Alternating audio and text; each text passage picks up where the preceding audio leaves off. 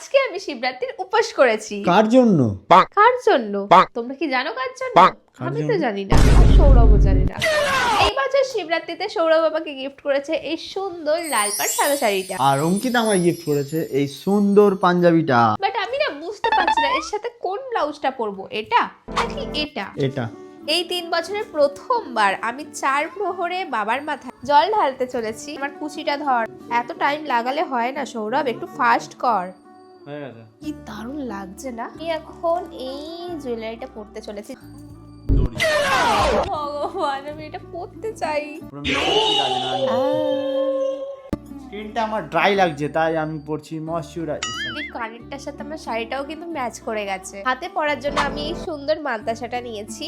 এরকম ভাবে হ্যাঁ, তো এই মানতাসাটা আমার হাতে বিশাল বড় হচ্ছিল, সেই কারণে সৌরভ আমাকে জুগাড় এইভাবে বেঁধে দিল। তো আমি এই আংটিটা নিয়েছি। ভাল লাগছে না, নাকে সর্দি বেরিয়ে এসছে তোর। আর নুপুরটা পরিয়ে দে। পাটা তুলে পর। বুড়োদের মতন বসিস না। তুই বুড়িদের মতো বসে দিলি। আমি বুড়িদের মতন বসেছি? হ্যাঁ। ফালতু কথা বলছিস না।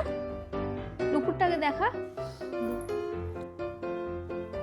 আর পড়া ভালো করে পোজ দিচ্ছি। এখন আমি পড়েছি সোনার নুপুর। ভালো লাগছে? আওয়াজটা কি করা খুব দরকার? চুলটাকে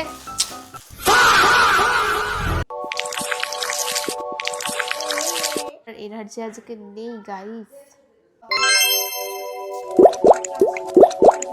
ভালোই লাগছে না আমার দুজনকে? একদম। হ্যাঁ? কেমন লাগছে তোমাদের, কেমন লাগছে কমেন্টে জানাও। আর হ্যাঁ, সমস্ত জামা কাপড় জুয়েলারি সমস্ত কিছুর লিংক আমি ট্যাগ করে দিয়েছি ফেসবুকের কমেন্ট বক্সে, চেক করুন। এই বছর শিবরাত্রিতে আমরা দুই বেস্ট ফ্রেন্ড একসাথে উপোস করছিলাম, আর আমি খুবই এক্সাইটেড ছিলাম সারা রাত জেগে ভগবানের পুজো করার জন্য, কারণ এই বছর আমি প্রথমবার 4 প্রহরে ভগবানের মাথায় জল ঢালতে চলেছি। আর শেষমেশ আমি পুজোটা কি কমপ্লিট করতে পেরেছি নাকি তার আগে খেয়ে ফেলেছি, সেটা জানার জন্য আমার লং ভিডিওটা চ্যানেলে গিয়ে দেখে নিও, যেটার লিংক আমি এই ভিডিওর ক্যাপশনের উপরে দিয়ে দিলাম।